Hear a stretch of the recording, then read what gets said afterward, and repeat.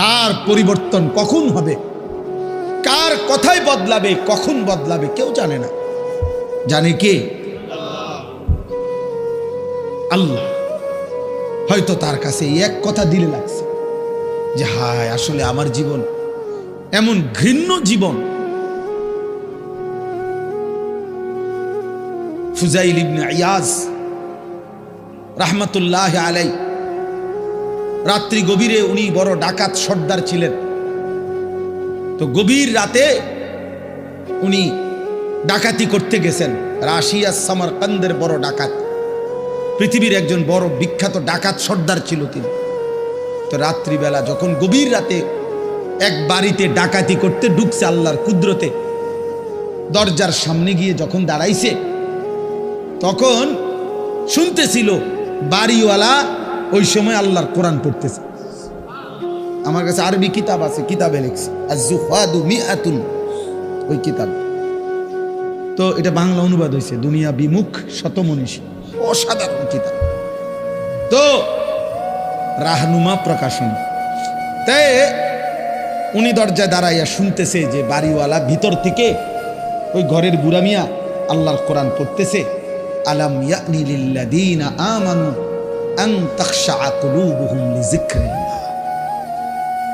আল্লাহ বলছেন, আমার মুমিন বান্দা, আমি আল্লাহর শরণ, আমার বন্দিগি, আমার জিকির, আমার ইবাদতের জন্য তোমার মনটা নরম হওয়ার, অন্তরটা নরম হওয়ার সময় আজও কি হয়নি?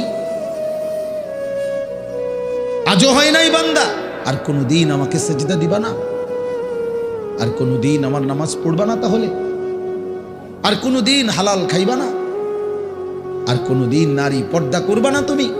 আল্লাহ যেন ভেবে আম করে বলে, দিনের পর দিন যে ফজরের নামাজ পড়ে না, আল্লাহ যেন তাকে ডাক দিয়ে বলে, বান্দা তাহলে কি আর কোনোদিন ফজরের সেজদা দিবা না?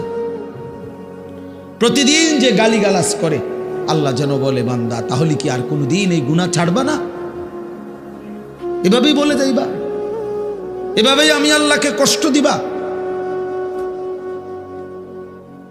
তো এই ডাকাত সর্দার ফুজাইল, উনি তখন এই আয়াত হঠাৎ করে গভীর রাতে ওনার এই কথাইটা, উনি তো বুঝছে অর্থ, ওনার কলিজার মধ্যে গভীর রাতের নিস্তব্ধ, চারিদিকে তো ঠান্ডা নীরব, এই এক আয়াত ওনার কলিজা ছিদ্র করে ফেলছে, দিলে লাগছে। উনি পিছন দিকে ফিরে এসে চলে আসছে, বালা ইয়া রব্বি কদ আনা, আর চিৎকার করে দুই হাত তুলে বলছে, আয় রব, আয় মাওলা, সময় হলো, হয়েছে সময়, আমি আর এই নাফরমানির জিন্দেগি করব না, দিলাম ছাইড়া। এরপরে আমি যেটা বুঝাইছি আরেকটু রয়েছে কথা। এই ডাকাত সর্দার তিনি এত দুর্ধর্ষ ডাকাত ছিলেন যে ওই জামানায় আপনার যেই কোনো মানুষ, পথিক, মুসাফির, এমনকি বাচ্চা পর্যন্ত ওই অঞ্চলে ওনার নাম শুনলে ভয় পাইত। তো কিতাবে লিখছে যে মায়েরা তাদের বাচ্চাদেরকে দুষ্টামি করলে, গুম যাইতে না চাইলে ভয় লাগানোর জন্য বলতো, এই ফুজাইল রে ডাকি, তো বাচ্চা কাঁপতে শুরু করত, মানে তাহলে বাচ্চা সোজা হয়ে যেত, চুপ হয়ে যেত, এমন ভয় পাইতো তাকে, বাচ্চারা পর্যন্ত ভয় পাইতো তার নাম শুনে। তখন তিনি চিন্তা করছে, ওই ঠিক ওই সময় রাত্রে উনি পিছনের দিকে আইসা কোথায় যাবে এই মুহূর্তে, তো আল্লাহর কাছে এক ফোঁটা চোখের পানি ফেলতে ওনার মন চাইছে, তওবা করবে, মাফ চাইবে, আজকেই গুনাহ ছেড়ে দিবে। ছেড়ে তো দিলই, ডাকাতি করে না।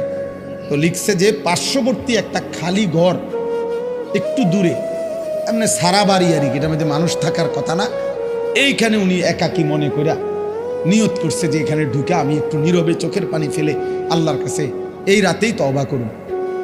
তো উনি ঢুকছে ওই ঘরে, ঢুইকা দেখে ওইখানে কিছু লোক, যারা তৎকালীন জামানায় মানুষ এক জায়গার থেকে আরেক জায়গায় সফর করার সময় রাত হয়ে যাওয়ার কারণে এইখানে আশ্রয় নিছে কিছু লোক আর কি, ওরা ওইখানে শুয়ে রয়েছে, মুসাফির, পথিক মুসাফির।